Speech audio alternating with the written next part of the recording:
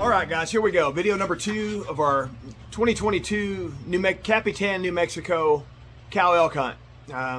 Yeah, Capitan is the hometown of Smokey the Bear. Most of us older folks are familiar with Smokey the Bear. And honestly, I didn't really know that Smokey the Bear was like a real animal, that was like a real living story behind Smokey the Bear until like 2016. Was up in Montana and I read something about it. Turns out it's in Capitan, New Mexico, and that's where we went and hunted. And they've got some parks and stuff there, and I don't know, there's some stuff to see, but we didn't have time. We were chasing elk. One of the things that we were really dealing with, the primary thing that I was dealing with there, the few things I should say, was I wasn't familiar with the country at all. Weather was not great. It was warm. We had cold weather prior. He had 400 plus elk on his property just a few weeks prior, but then they had some snow come in, pushed all them out, and then it got really warm. On top of that, we had a giant moon, so it looked like daytime at night. And it's beautiful to see that, but the fact of the matter is you can't hunt at night legally. And so, but the elk were doing all their movement at night, the few elk that were still there. And I wasn't having a whole lot of encounters. I'd seen that one bull the first day that we got there, but I really wasn't seeing any sign. I wasn't seeing a whole lot of anything. So was honestly pretty discouraged. I talked to some guys when we first got there. They said there's no elk here. I take that with a grain of salt, for sure. I want to encourage everybody that does hunt to just take with a grain of salt what people say about hunting. I don't care how inexperienced or experienced you are, or how experienced or inexperienced they are. If you're in the timber, there's a chance. And so, anyway, it was, weather wasn't great, moon was big. All the activity that was being, that was going on was nighttime, at night.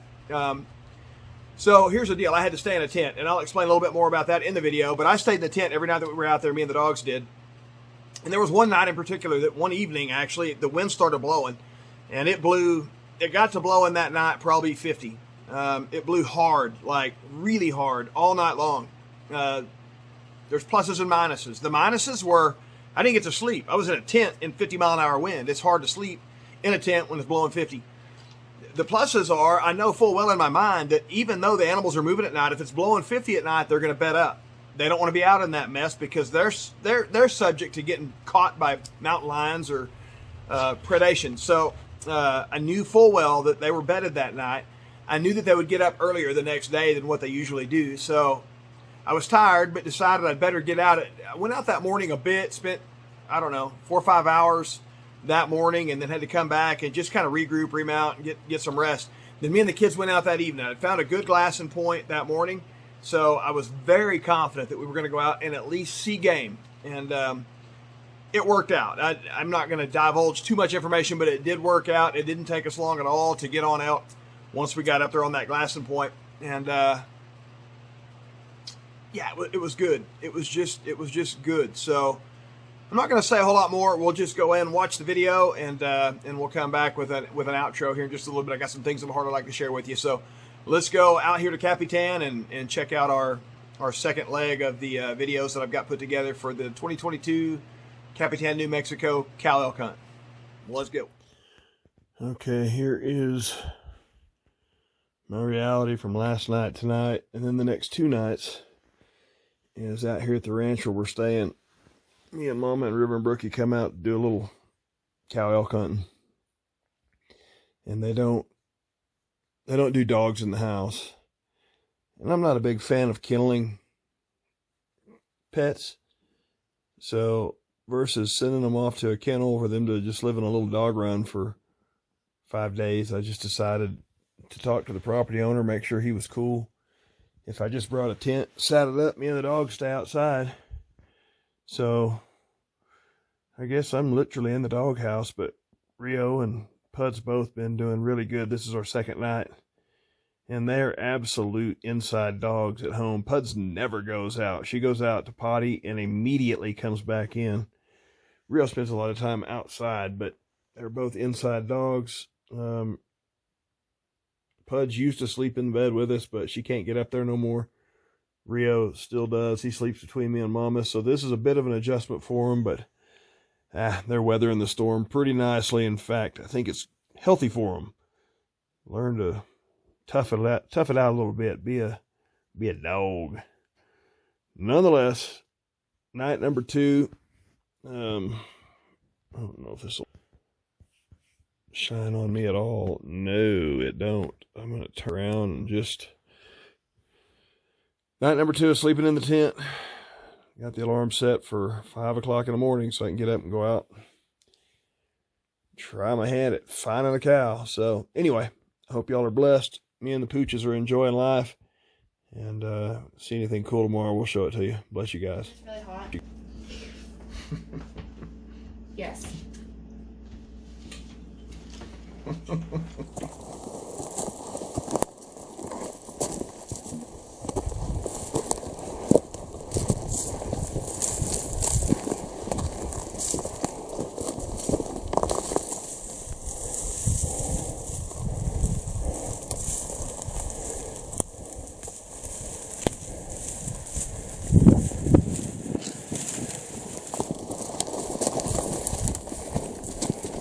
One of them kind of seen me.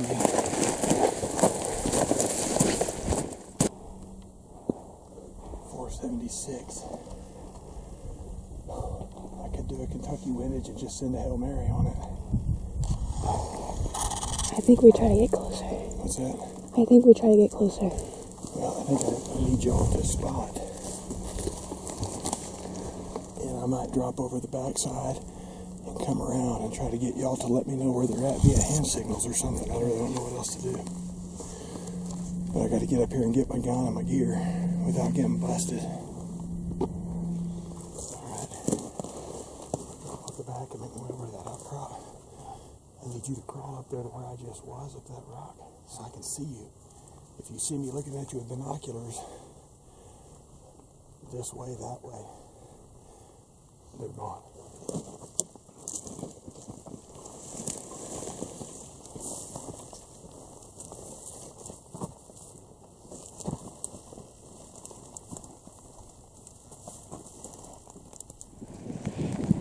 I'm excited. The late for my credit camera job, I didn't know that he was shooting it, and I have no clue what elk he shot. Because the two in the field didn't even move. I was videoing the closer one, and he just walked off. And then the camera was just not doing what I wanted. I don't know what I was videoing. But I'm assuming he shot the... What? Huh? Well, there was one right down here that I think he tried to shoot, but I don't know if he hit that one or not. I know, he didn't shoot at those. He shot at a different one. It was down here in the clearing, and it just walked off. What?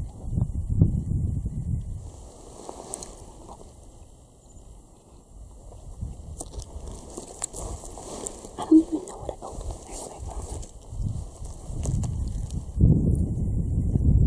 I'm shaking.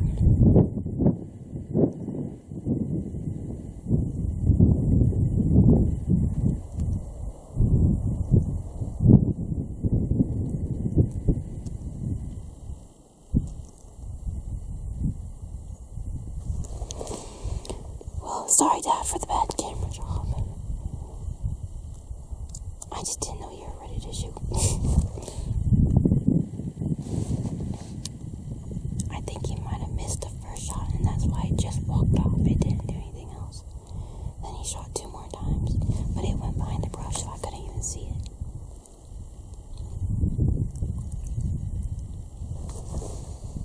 But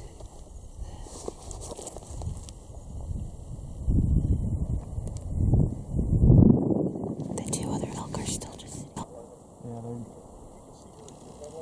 Yeah. Oh. My bad.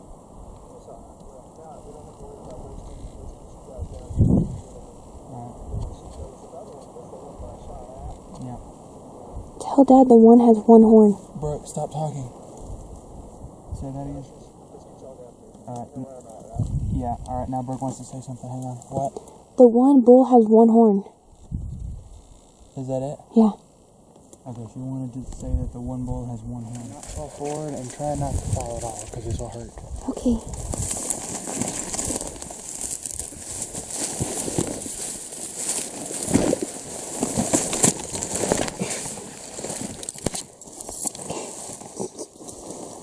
kind of cliffed out right here. Did you hit it? Definitely hit it. Definitely heard the pop of the bullet hitting on that third shot for sure. Yeah, I couldn't get comfortable with my rest because I was just laying over my backpack. And I was videoing that one, and when you first shot, I was videoing it, and it just walked off. And then I don't know. Right. Let's go back. Let's go. I did a bad video job, but I just couldn't tell what was going on. I just down for a second earlier, Ricky or somebody, so I can put my backpack on. I'm so excited. Drop a pin on Onyx where that elk was, the best I can remember where it was. The last fresh elk tracks right here. Yeah, I only saw the direction it went. You saw a bull? Yeah. And it took me forever to find her. Keep the camera on your downhill hand, because if you fall, you're going to put your uphill hand down, and you'll break the camera. This is slickery gravel, so watch it. Do this stuff sideways. You go this way and your feet slide out, you go back and get your head. If you go this way, you can take it. Alright, we're headed down the mountain where I shot that cow. And again, we're just trying to capitalize on the daylight. It's a little bit risky because we're not sure where the hit was. Definitely heard the hit. And then we got to get down here and find the actual location. I tried to mark it on Onyx. I tried to drop a pin at that spot so that we get down here, we'll be able to at least get in the general area and look for hair, blood, tracks, anything. It's a little sketchy here, watch your step. Been a pretty arduous hunt. Have not been seeing any game, any fresh sign. As we were hiking up the hill a while ago, we seen some fresh tracks. I told them, hey, it's on. I think we're fixing to see something. And we were fixing to cook supper. I've got my pocket rocket, some ramen noodles. I was fixing to cook them. I thought, well, before I start cooking, I'm going to glass this area one more time. I put the glass up, and there was a cow about 600 yards away. And anyway, we was able to make a play. Now we'll see if there's any meat going in the freezer from this deal. So we're still 200 yards probably from where I shot the animal. We'll shut the camera off and fire it back off when we get down here for you guys.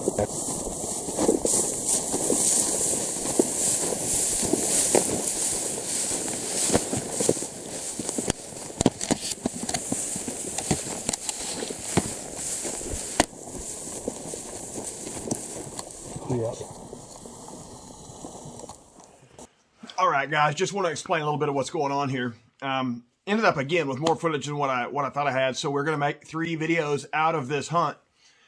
So this is going to be kind of the end of video number 2. But yeah, there's some things I want to share. I guess I should explain a little bit. Yeah, I was walking towards that. I'd marked on my Onyx where that bull or where that cow was when I shot. And so I had a pretty good idea of where I was going when I got into the cedars. And I do want to explain real quick that it's important to do that. It's so easy to get caught up and get in a hurry and try to get out there that sometimes you forget that it's going to be completely different looking when you get 350 yards away, a 353-yard shot.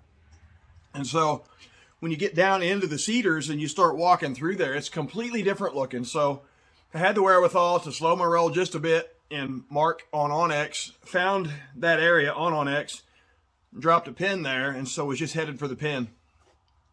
I shot 3 times. We didn't get that, but ended up hitting the cow twice, and none of the 3 times did it hit. But the third hit, you could hear that whop, that cavity whop, and was very confident that I hit something good. But the cow didn't act like it, and so there it goes in your head. And I'll expand on that here in a little bit. But it probably took us a half hour, 45 minutes from that final shot to the time that we actually hiked down there, was making our way around that cedar tree. And so as I'm coming around that cedar tree, I was probably a little too cocky, a little too bold. I was making a little too much noise. But honestly, I thought I was fixing around a cedar tree to a dead cow laying there. And literally we rounded the bend, and where she should have been laying, there was 3 cows standing about 5 yards from there looking at us. And of course they blew out, and you might have seen just the tail rear end of one of the cows running out as we rounded that cedar tree right there at the very end of the video. And now all of a sudden, I'm overwhelmed with doubt. I've had a rough year. I lost a bull in Colorado back in September. Got rained on right after I made the shot, and it washed out all sign. And I spent 8 hours and 8 miles just gritting, looking for the bull, and lost him. And so it gets in you. It gets in your head, you know. Hunting. I'm a carnivore, and hunting is it's a tough gig, and sometimes it don't go the way you want it to. And so that can kind of snowball, and it did. So when I had the opportunity for the shot, I finally worked myself down. I was looking at him from 700 or 800 yards away, 650, 700 yards away. I'm not comfortable with that shot because I don't know this weapon well. Really, I'm an archery guy, but I don't know this gun well. So in order for me to make that shot, I've got to make a move. And so I have to drop off the back of the mountain and make my way around and get in a position to where I'm closer. And so I get there, and I'm haunted with what had happened in September, losing that bull. And so things start to break down within my mind. Mentally, I start to break down. So I throw my pack down. That cow has been looking, she's seen me before I seen her. So she has been standing in that one spot, staring up the mountain for 20 solid minutes now. She hasn't taken a step. She's been staring where I initially was. And so when I lay my pack down, I'm looking at her and I'm thinking, how long is she going to stand there? Well, I'd given River a headlamp before we even left the house. And so he put the headlamp on, and he'd been wearing his cap backwards, but the sun was kind of shining on him. So he brought the cap forward, get the shadow get from the bill of his cap. Well, his headlamp was up there. It wasn't turned on, but the reflection of the sun off that headlamp.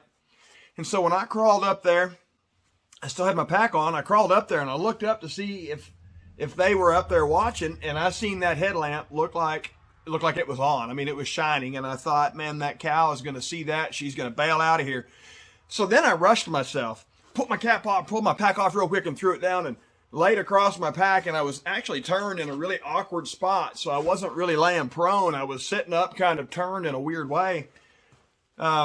Squeezed off the first shot. I was trying to be considerate of my squeeze, but I was rushed too much to do any dry fires. And I tend to like to do that on longer shots, just to do a few dry fires and just discipline myself to not pounce on the trigger. Well, I think I pounced. She was quartering pretty hard, but when I shot, I ended up hitting her in the hind quarter, inside the hind quarter. She didn't flinch. She took a couple of steps, and she never acted hit. So then I shot again, kicked up dust behind her, so I knew that was a bad shot. She just stood there. So I jacked another one in and shot, heard that whop. She took a couple steps and disappeared behind the cedar tree. And I just felt confident all of a sudden. Then we round the bend and walk down there, round the bend 45 minutes later, and they take off running. And so now my confidence is in the toilet. And that's kind of what I'm kind of wanting to talk about. The takeaway I got from that hunt, and I really didn't get it till today because we took my daughter riding dirt bikes today, and she rides so stinking fast, and it's so cool to watch her do what she does, and she's just training. But there's something about the pressure of a race. There's something about getting out there in the pressure of a race, and some of the things that she works on faithfully training. When she's out there in a race and push comes to shove, a lot of the things that she's really disciplined herself on fall by the wayside, and she goes back to doing bad habits. And that kind of happened to me with that hunt. When the pressure's on, so I can go out here and shoot a piece of styrofoam with my bow pretty impressively at long distances.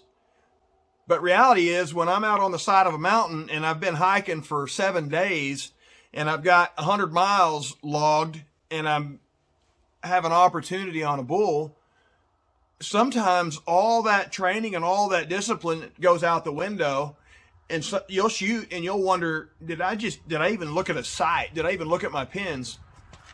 And so that's my epiphany today.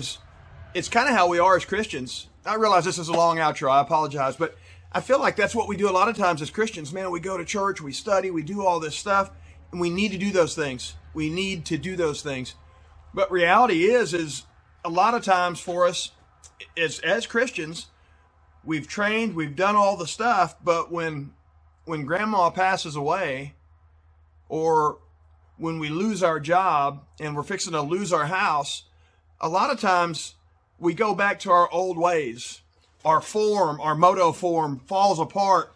We forget to even look at a pin. What pin did I even use when I shot?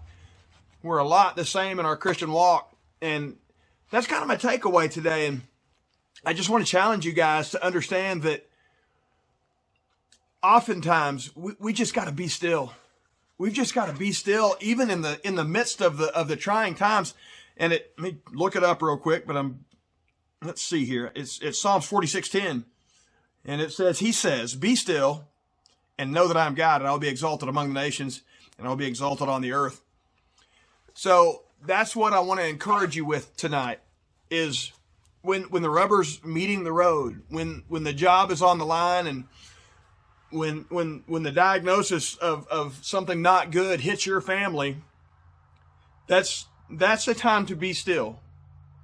Slow down a little bit, take a breath, and understand that all that stuff that we've been training on in the church house and in our study time, we've got to apply that now. And it takes discipline. I mean, it takes absolute discipline when push comes to shove to be able to apply these things. But it's so pertinent that we do, because if we don't, we're going to go back to our old ways and we'll make a bunch of bad shots, or we'll crash, or we'll fall off the wagon, or whatever it is with the victory that we've been walking in, that we've been training in. So I know it's kind of weird, but that's what I got from this. And that's what I want to encourage you guys with, to understand, hey man, it's going to take some discipline. It's going to take some faithfulness to be still when it's crazy around, when the trees are shaking, and when the lightning's starting to strike, to be still and be faithful and be disciplined, to be diligent in those things that you've been training on. So, yeah, I'm preaching to the choir. This message is for Luke, and I struggled out there. And so made a good solid hit, it sounded like. We walk up there, they run off, and that's where we're at in this video. So I'm gonna pull the plug on it here. We're gonna move on and come back with another video here in a few days. But man, I'm blessed. I am just blessed. And my friend Cody Clapper messaged me a while ago. When's the next video going to come out? Cody, you don't know how much that encouraged me. You know, you've done YouTube stuff. You know how it is. And I'm really not in it for the views. I'm really not. But at the same time, it's like, I do want views, because if I'm getting views, people are hearing these messages. And I believe these messages have some substance to them. But Cody, thank you for that simple little message a while ago. That was stupid encouraging. So I'm blessed. I'm blessed to get to do these videos. I'm blessed to get to go out and spend time in the woods. I'm blessed to get to know most of you guys and call you friends. So we're going to shut this one off. Go put this thing up on the tail end of what I've just put together in the house. And this is a new outro, because the old outro I'm going to put on the end of the last video. So anyway, thank you guys for watching. I love you dearly, and looking forward to bringing this next video to you here in the next few days. Bless you guys.